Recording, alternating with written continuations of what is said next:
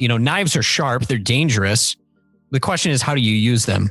And so we don't make knives safe by dulling them. We don't make men safe by dulling them either. What we do is we sharpen them and then we train them for a particular task, a particular purpose. Gentlemen, welcome to episode 079 of the Becoming Men podcast. This episode is brought to you by thebecomingmen.com. I'm your host, Ray de la Nuez, and this is the podcast for good men who want to live epic lives, men who are on their masculine journey, men who are trying to crush it in life. Listen, if you are looking at yourself in the mirror today and there is something about you that wants to change, then this podcast is for you. Every week I show up with legendary guests who help me bring you some of the best content out there on masculinity and biblical masculinity at that. And if this is the first time that you're joining us, make sure that you subscribe to the podcast so that you don't miss another life-changing episode. Also, if you'd like to connect with me, you can find me on Instagram. My handle is at Ray de la Nuez. All of those links are going to be down below. My guest this week, guys, is Eric Conn. He's the host of not one, but two podcasts. The first is called Hard Men and the second, Wilderness Warrior. Eric has a talent for discussing what it means to show up with biblical masculinity in a world of softness. And today we'll actually be talking about what it takes and what it means to be a hard man. Gentlemen, my guest, Eric Conn. I finally got you on the podcast, man. Thank you so much for coming on. Yeah, absolutely, man. Thanks for having me. It's great to be here. 6 months in the work, and I only wanted to ask you this one question. I'll let you go. I promise, man. If you could go back, talk to yourself a decade ago, you got 1 minute to give yourself like the best advice that's going to set you up for the next decade. What would you say? Man, that is such a good question. I think a big part of it for me would be the patience of knowing, like, you're going to work hard today. You're going to work hard tomorrow. You're going to work hard for 100 days. And really just understanding that the fruit that you're going to see is like 3 to 5 years away. So as a young man, I remember just being so impatient. Like I want to be in the middle to top of my career right away. I'm 5 years in. I want to get there. I want to see the fruit of, I had kids early in my early 20s, but you say like, man, I want to enjoy when they're teenagers. Yeah. And a lot of that stuff, it really just takes the plodding, the faithfulness, the lunch pail mentality on a daily basis so that you can see that fruit long term. And, now I'm 36 now, and I look back and it's like the things I was doing at 25, being faithful, being disciplined, being self-controlled, investing in my marriage, all those things, like the fruit is now, it's 10 years, awesome. 3 to 5, 10 years down the road. So I think that's a big part of it. Be patient. The other thing I'd say to myself is just, I was married early. Everybody told me that was a stupid idea. Had kids early. Man, one of the best decisions I ever made. It grew me up. We talk a lot in my show about masculinity. Well, you get that by bearing the weight of responsibility. Yeah. And what better way than family and kids? So yeah, I would say good job on that and be patient. Yeah, no kidding. I heard you actually on one of your episodes a while ago talking about how, our society kind of tells you like, wait to get married, like get established first, like, hold on, don't rush into it. And you're like, no, man, if you have two people who are willing to do this, like, why is anybody trying to stop them? Like, go for it. That is only going to do you good. You still agree with that, by the way? Oh yeah, absolutely. Absolutely. Good. And I would say, look, I mean, even in the Christian church, that world, we were told the same thing, put your career first, put your, college first.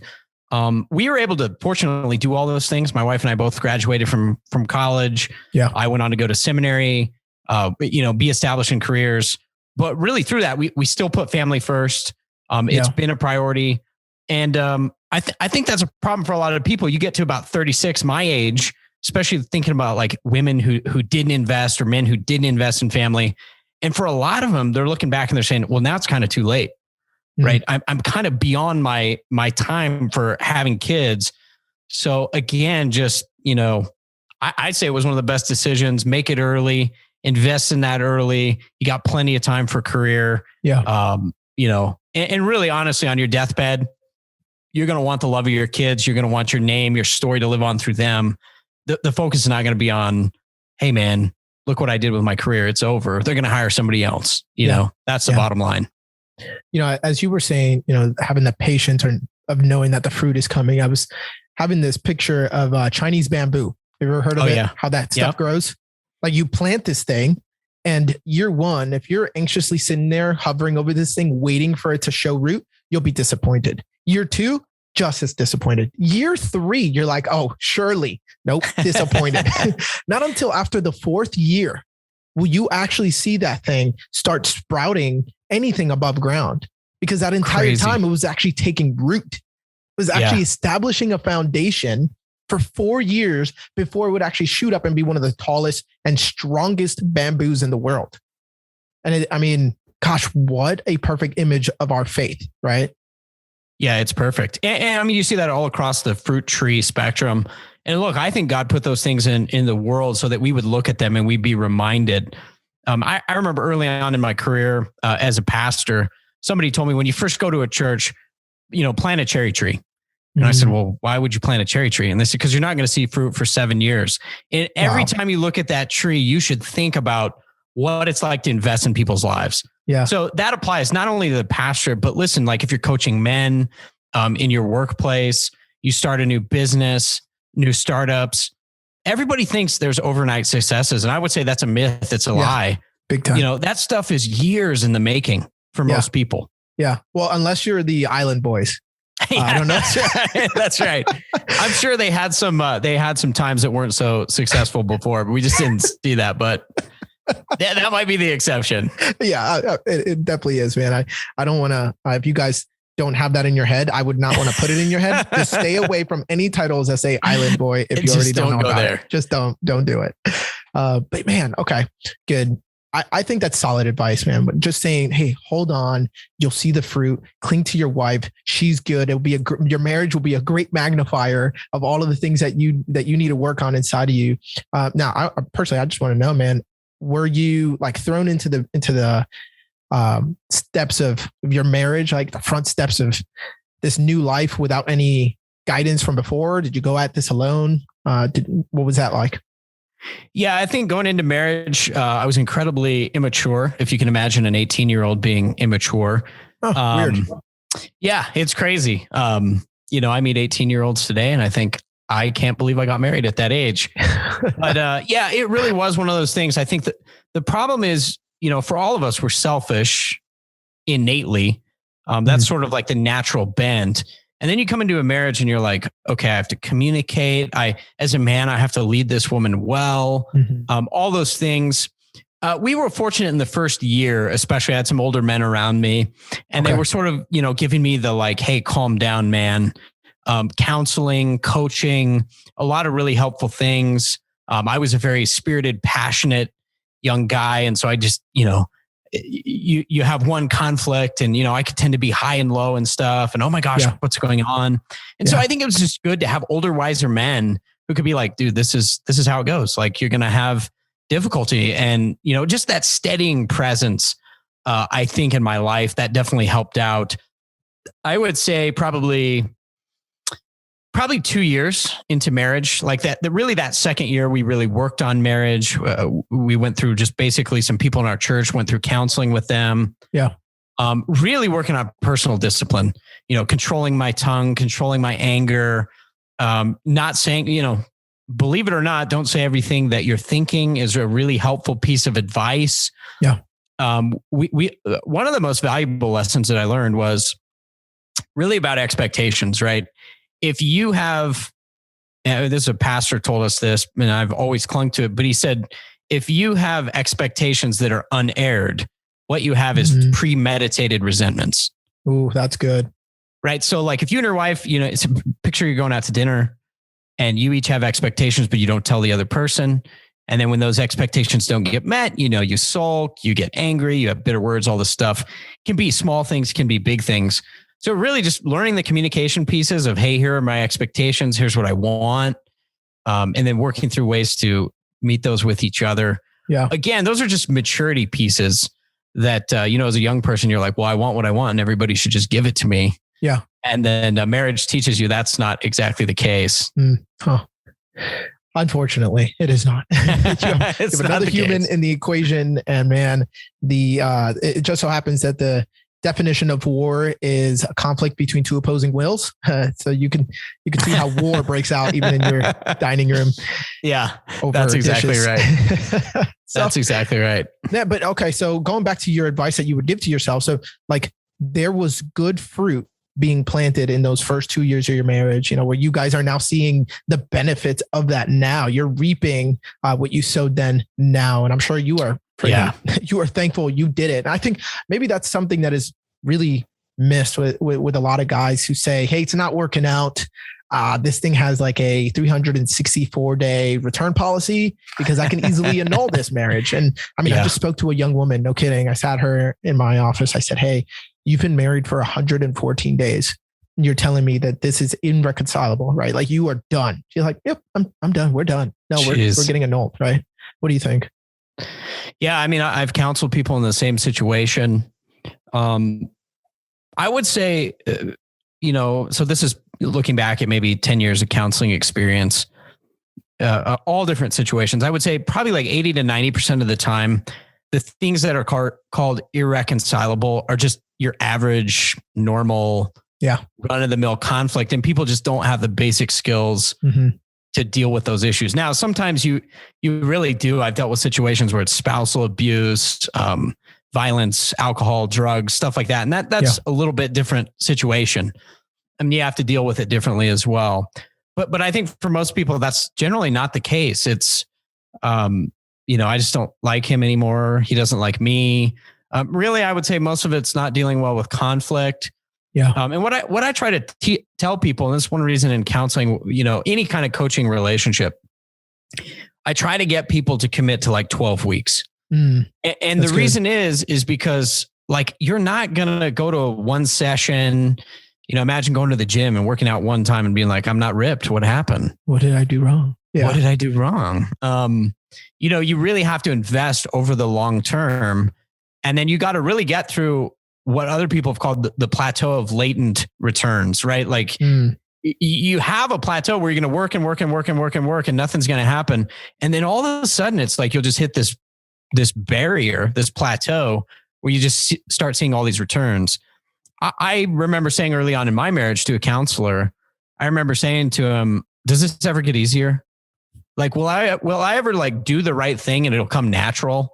Like, because at that moment I was having to memorize scripture about controlling my tongue, about the things that I said. And it was like, every time I had to control my tongue, it was like walking over broken glass. I was like, why is this so hard? I just want to say it, Ray. I just want to say it, but I can't. And it was painful.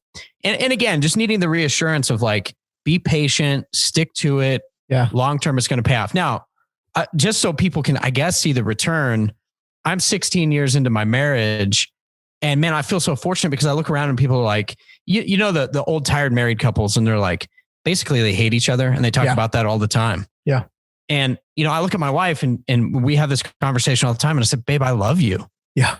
I'm grateful to be married. It's a tremendous blessing in my life. We genuinely have a good relationship. It's not filled with fighting and bickering and nastiness. There's not like, just untold amounts of resentment in our marriage that you see so often. Again, I think it goes back to just learning the basics of relational conflict resolution early on. Yeah. Wow. That is not a common thing, right? To be able to say like, no. Actually, even better. Would you say that you like your wife? Oh yeah, absolutely. So some people say like, yeah, I love them, right? Like I will choose to love them. Like, no, I actually like my wife. I like her as a friend. I like her around me. I enjoy her. Oh and I'm like, how do people not sleep in this? There's still people sleeping in different rooms, right? Like you'd rather sleep on a chair in another room away from your wife? Why? Yeah. Yeah. And I always ask people in those situations, like, are you enjoying this? Yeah. And a lot of it, I think, is there's kind of two things. Number one, people don't know what to do. They don't know how to make it better. I remember being in that situation. I genuinely, it wasn't because I was just saying like, hey, I'd like to be miserable in my marriage early on. It really was because I lacked the skills and the wisdom and the practical ability to actually go do these things. Like I didn't know what to do. So you do need some guidance. There are also people though, who, they just don't want to do the hard work. Right. It's just easier to be the kind of person that enjoys that first, 6 months of a relationship. Things get hard. I leave. Right. And you just keep doing that on repeat. Man, we are going way, way off of where I thought we would go, but I love this. And I think the audience does too, man. And okay, so I'm going to tie in your podcast name, shout out, into this. So like Hard Men, right? Yep. Why'd you come up with that name? Yeah, great question. It was a couple things, but mainly I was reading a book, which is called The Grace of Shame. Tim Bailey and Joseph Bailey, father, son, guys that I had met, read their book. And in the book, they're talking about Matthew chapter 11. And one of the things that struck me was Jesus says about John the Baptist, he was not malakos, the Greek word. He was not soft. And he's comparing it in the passage to people who live in luxury, right? People who have an easy life. But it doesn't use the word hard in that passage, but I think my extrapolation of it was, well, if he's not soft, what is he? Yeah. And so that's really where I came up with this idea of hard masculinity. And it's really tied to John.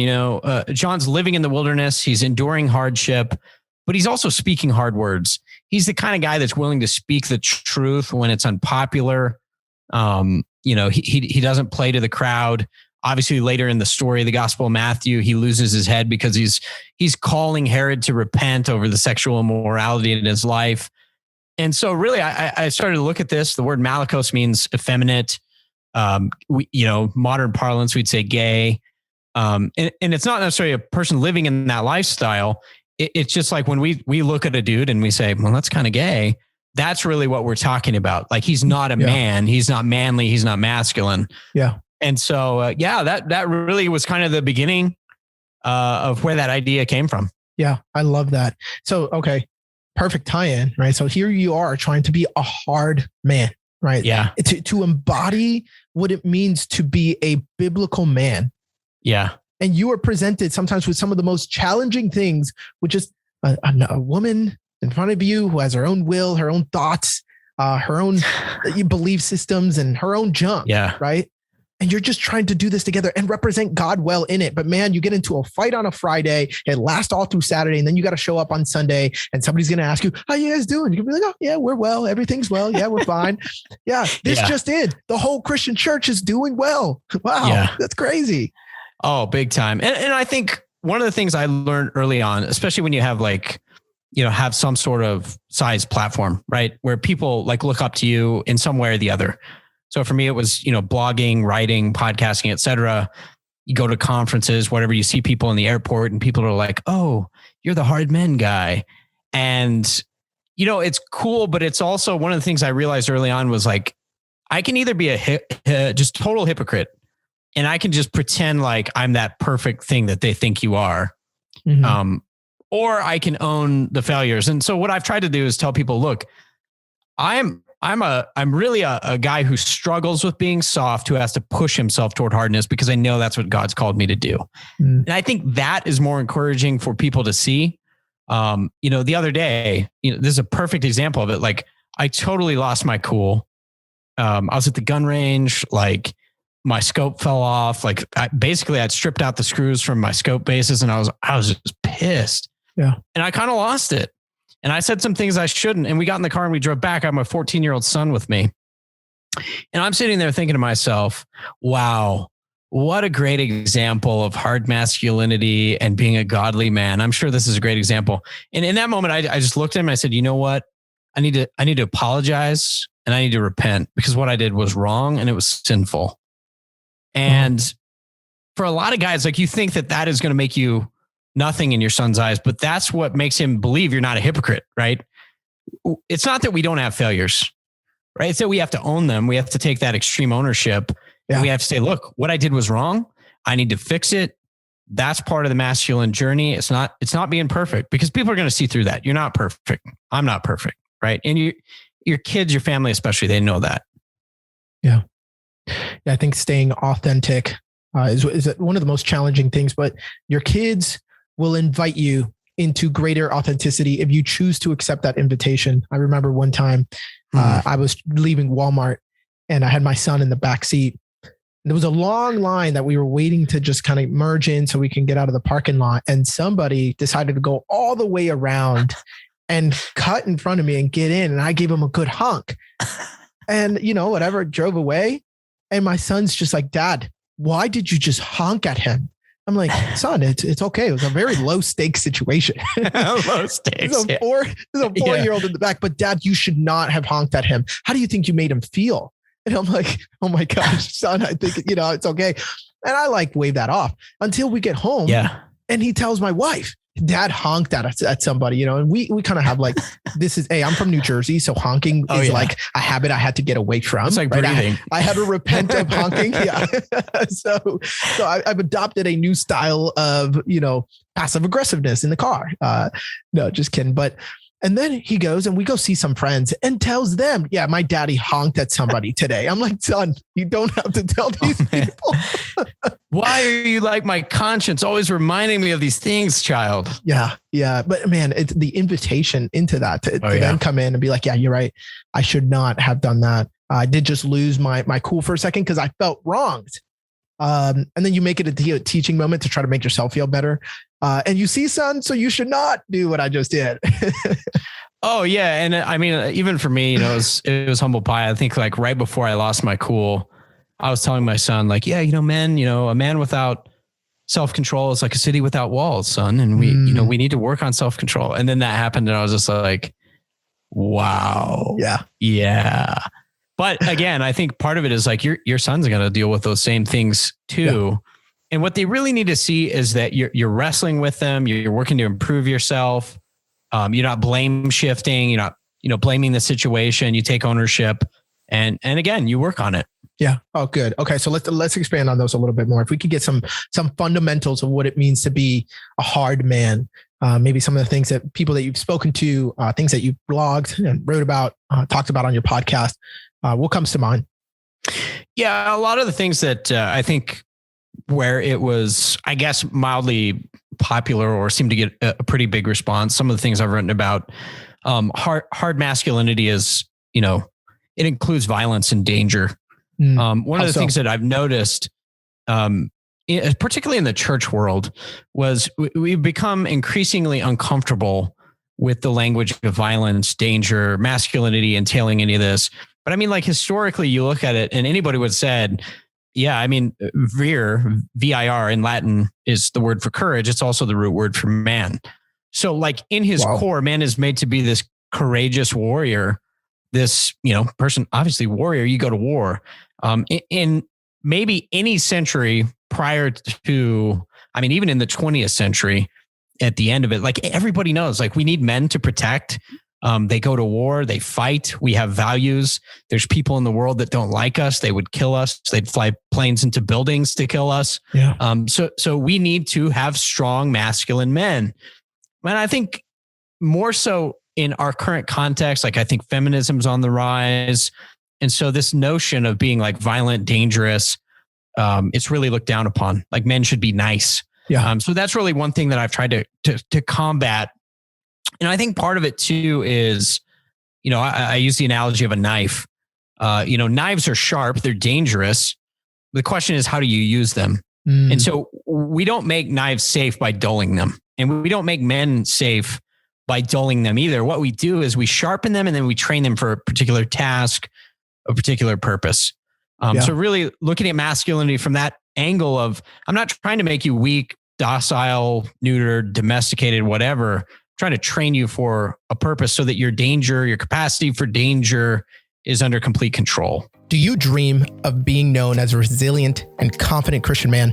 Maybe you've even wished that you would finally become more faithful and disciplined, but after trying so damn hard, you still don't see any lasting change, so you feel discouraged and ashamed. And I get that, because that was me more than 8 years ago. But I can tell you right now that one of the things that's going to help you become the man that God created you to be is by getting a life coach, somebody who's going to be in your corner and walking with you along the way. And because I understand the transformative power of a virtual life coach, I want to offer you a free session right now on me.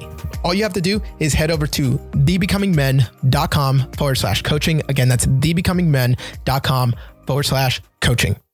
We see a problem.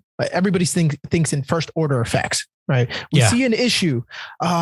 it's guns. People are shooting guns. Okay, take everybody's guns away. Like that has to be the easiest thing. Like, but how much has history shown us that if you focus only on the first order of effects, you never get to the root issue that's actually going to heal and fix the problem, right? If you look at second, third, fourth, the fact that you don't have to take away guns, but maybe you need to look at the people who are committing that and what it is that you need to be dealing in that arena or working on in that arena to fix the actual problem. Man, that's huge. So good. Yeah, really huge. And I think, a good example of that is, particularly inner city communities. You can look at those communities. You can say, oh, there's a lot of gun violence. And a lot of people say, well, we just, we need to take away the guns. Yeah. Chicago is a good example. It's a prime example of what happens. You have all these gun laws. Washington, D.C., the same thing. Guess what? Gun violence doesn't go away. I think one of the things that's ignored, though, is those communities are predominantly fatherless communities. Yeah, exactly. And that is the real issue, is fatherlessness. Everybody's seen the data, men who have no fathers, the incarceration rates, right, are astronomical among those men. Right. So again, you have to look at the long-term, where did these issues come from? And then I also think with something like what I've called in our culture, this culture of safetyism, right? It started with the seatbelt and it's gone to we can't have peanuts around our kids because peanuts are the devil. And studies have actually shown this. It's kind of interesting. This whole preschool peanut allergy thing. It started in the early 90s and they were like, we need to remove peanuts to protect our kids from, some of them might have peanut allergies. Yeah. Well, guess what they found? Over the years, over 2 decades, peanut allergies increased. Yeah. And scientists have, they've come out and they've said, listen, the reason they've increased is because we didn't expose our kids to peanuts. Exactly. And so now they all have allergies. Exactly. So it's one of those instances where, good intentions maybe, but the safetyism type steps that you took actually made the problem worse. Yeah. Yeah, man, it's easy thinking. And we run into this in the Marine Corps so much because, I'm going to do something that is very unsafe. It's inherent to my job whenever I go out outside of the wire and I'm going to execute whatever mission against the enemy. That is going to happen. But attached to every mission, every order is an attempt to try to reduce risk. I didn't say end all risk, because if you do that, then you would just pack up and leave. And even then you can't, right? But in order to reduce it, it's just accepting an amount of risk, at a point where it's it's going to be beneficial. The ends are going to be beneficial, right? And so what we end up doing, we have a residual risk factor.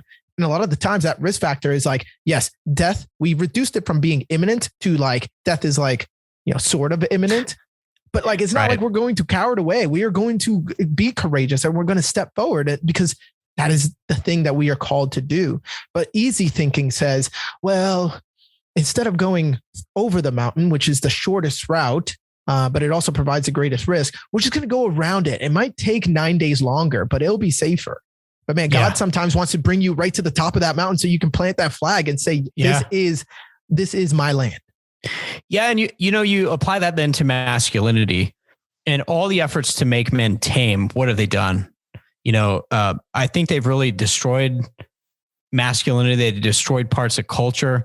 So you take a man who has this just potent sexuality inherently in his bones and his hormones. He has a potent sexuality. You ever met a teenage boy? You ever been one? You understand what I'm talking about? Yeah.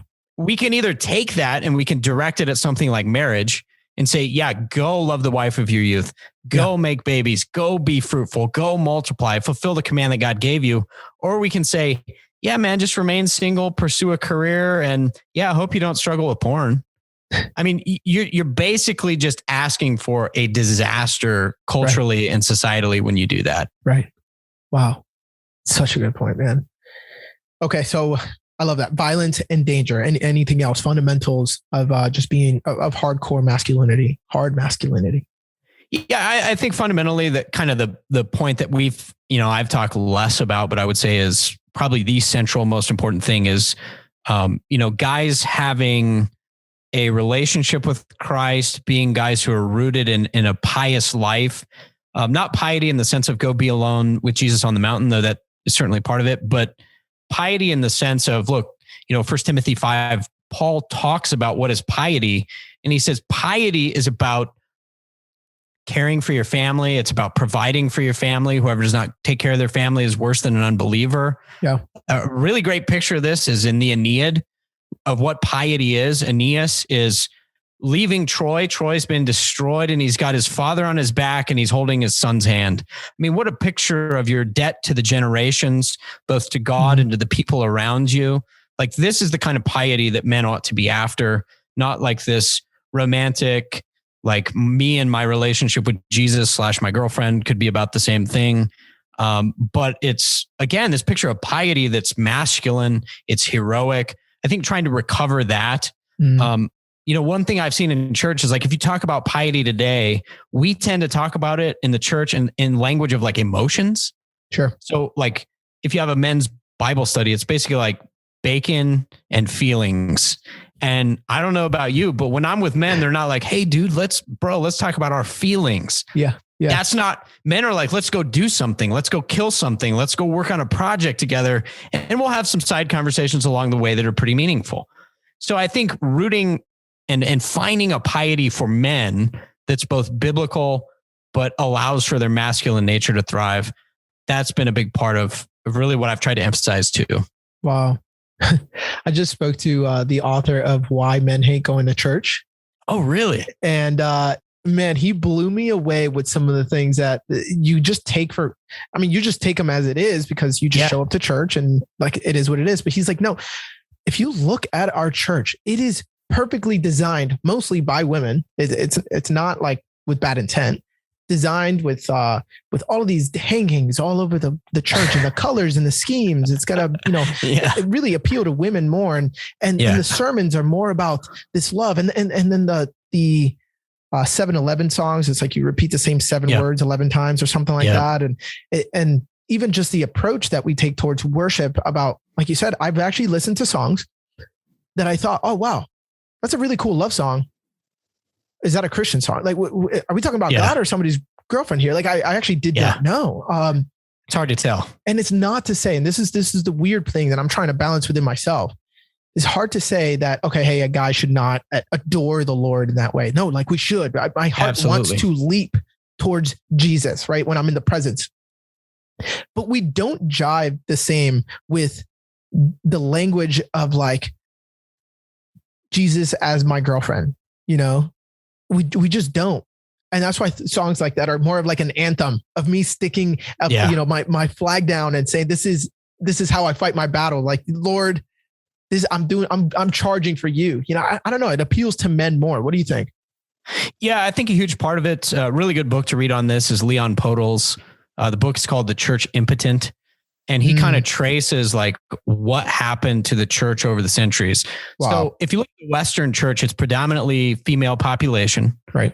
And then the messaging has changed. A lot of it, he says, in the early centuries of the church, when the nunneries, first you had monks, but then women were included in the monasteries. So that the nuns, really a theological trend arose, which was called bridal mysticism. So these women were like young women longing for a husband.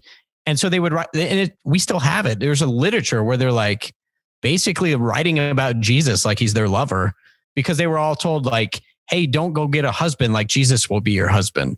Yeah. And so a lot of that, I think, infiltrated the church, a lot of that language. Of course, as you have predominantly female congregations, in some cases 70 to 80% of the church is female. Yeah. You're going to have messages that are tailored toward those women. And I think that just exacerbates the problem. What I would always go back to is, look, we need to think about people like David. David was a king, right? David had the dragon energy, we might say today. David, he was a warrior. Yeah. Right. Saul slew his thousands. David slew his 10,000s. Yeah. This was not a nice guy. This is, in especially for Israel, this would have been the prototypical king. And think about this. Jesus is the fulfillment of David. Like, David is a signpost, this warrior king pointing to Jesus. And now Jesus is the one, he's been crucified, but he's reigning on his throne as the greater king than David. Yeah. And that's supposed to be the picture of masculinity in the church. And then you go look at the church and you're like, yeah, but that's not what we see, right? That what we see mostly is an environment, again, that's about emotionalism, heart religion, me and Jesus, you know, out on the lake in a rowboat singing love songs to each other. Again, most men don't want anything to do with that. Men want a mission and they want to fight and they want meaningful work. Yeah. That's what men are looking for. Yeah. And actually that's what the author of, you know, Why Men Hate Going to Church said, like, if you can bring men and tie them into the mission of the church, your church is going to win, just because they're going to feel like there's a purpose for me being here. I'm showing up here and I'm going to affect it in this way. But the more that men are just invited to just sit and watch and stand up and sit down. Exactly. And then leave, like, you're going to decrease the population of men in the church. And I think one of the things, and really the reason why I wanted to have you on, and we didn't even get to this, but one of the things that is missed right now that I'm seeing is we are giving away the patriarchal call upon the church, right, for leadership, to a more willing, comforting, able body of women. And men are kind of just like, yeah, they could take care of it. Like, I'm finding a purpose or a mission somewhere else. What are your thoughts on that, man? Yeah, that's exactly it. I think that if men come to church and they find, you know, effeminate pastors, which is something I've written about too. A lot of the clergy is Protestant, Catholic, doesn't really matter. A lot of the clergy is, you know, soft, they're effeminate. So men come to church, they find that, and then they find a population that is dominated by women. Traditionally, what's happened is men have said, look, I'm just going to go crush in the business world. I'm going to go focus my efforts somewhere else because this is clearly not my environment. If you feel like you come to church and you have to turn in your man card when you do it, most guys are just going to opt out. And so I think sadly, what we find in a lot of churches is the women are really involved, particularly with children. They're involved in children's ministries. It's kind of the women who's like dragging her husband and her sons to church. It never really works out, right? You have rebellious kids, rebellious husbands. So I think a big part of this is if you can engage the men, right? If it, like you were talking about, if you engage the men in the mission, the work, the fight, go back to Ephesians 5 and 6, like Paul says, this is epic spiritual warfare. And you speak like that again in the church. I think that you're going to engage the men. And if you win the men, you'll win the families. There's just a different element. Like if you get a dad who's leading well in his home and he's leading the charge and the wife and the kids are coming with him, that is just a force of nature. Yeah. Whereas like, you know, mom dragging dad to church is not, we all know it's not, it's, you know, that's pretty impotent. Yeah. So again, like just getting men engaged in that, it's a hard thing in today's culture, particularly because I think a lot of the pastors don't understand the problem. They don't want to admit the problem. I've pointed to it a lot. A lot of people get it, but I think particularly among the pastors, a lot of them are like, they're offended by that. Sure. You know, I can see why. I'm kind of speaking for some women here. I'm definitely speaking for my wife.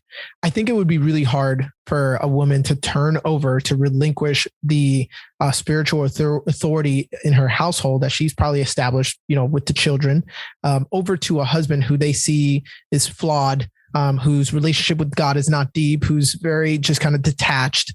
But I think the call, man, the biblical call upon men to step up and step in to the arena, right? And to become those warriors, the violent and dangerous warrior that are not soft, but absolutely hard. I think men who embrace that call and actually carry the flame on are going to find a spouse who is willing and desires to submit. But I think we start backwards. We look at the scripture and we're like, woman, the scripture says submit, but you're not submitting. I'm not even going to try anymore. Yeah. Yeah. I think when you get in any relationship, when you get to the point where you're pointing to the passages that the other person is supposed to obey and you're kind of like rubbing their nose in it. Yeah. You've man or woman, like you've kind of already failed at that point. Yeah. You know, that's the reality of the situation. I always try to remind guys, especially though, like, listen, man, authority flows to those who take responsibility. So that's where you start. The glad assumption of responsibility, start taking responsibility where you can. And then over time, you'll generally see that her level of respect for you is growing. That's good. I think, even better, yeah, obviously, as you mentioned, like if you can enter a relationship with that way in the first place, it's even better. Right. The amazing thing is like, I talk a lot about patriarchy, a biblical patriarchy, not like a secular patriarchy, but described in scripture. And one of the amazing things that I've looked at it, people are always like, oh, patriarchy, it's all about the men. I was like, man, you should see the women. They are the mothers of Sparta. Yes. They're the ones who are like, do you need me to go fight that fight for you? Or are you going to be the man? I mean, it is a force of nature, right? To have a fierce woman. Yeah. I mean, I love that. My wife will do that for me all the time. If I'm kind of shirking back from a conflict, in a sort of like playful, chiding way, my wife will say, do I need to go handle that? Mm-hmm. And you immediately are like, you better play the man, son. You better do it right now. You better come correct and go do it. Like, be a man. It's good to have women who are encouraging you to do that. Yeah. Oh man. There's a lot of power in those types of words from a woman. I know my wife, many times she'll hear something, go check on the kids, or what was that noise in the house? And I'm like, babe, it was nothing. And then she'll get up. It's like, oh, all right, I'll be the protector of this house. And I'm like, it hurts. Woman, it hurts. Get back to bed. I got this. And like, no, I was just about to do that. Yeah. That's awesome. Power. We are easily influenced by that type of pressure, dude. And that's actually, I would love to talk about that today, but I just felt like the conversation went exactly where it needed to go to. So listener, right now, I hope you got exactly what you wanted. And Eric, I mean, I guess I'll have to call you out on air that I'll have to have you on, man, to talk about biblical patriarchy and what exactly that means. Because like I told you before we started recording, man, it doesn't go well with my current construct, but I'll tell you that I have to confess, maybe my current construct isn't as biblical as I thought it was. And I think I have been convicted by your thoughts. And so guys, actually, if you're listening to this right now, you're welcome. Head over to Eric's podcast, Hard Men, and listen to that because you will grow and you will get rocked. And he does not shy away from any type of conversation, any type of topic. Man, where else would you want to send these guys? Yeah, you can check out probably one of the better places, ericconn.com. That's ERICCONN.com. You can find the podcast there. Of course, you can go to iTunes, Spotify, wherever people get their podcasts. I'm on there as well, too.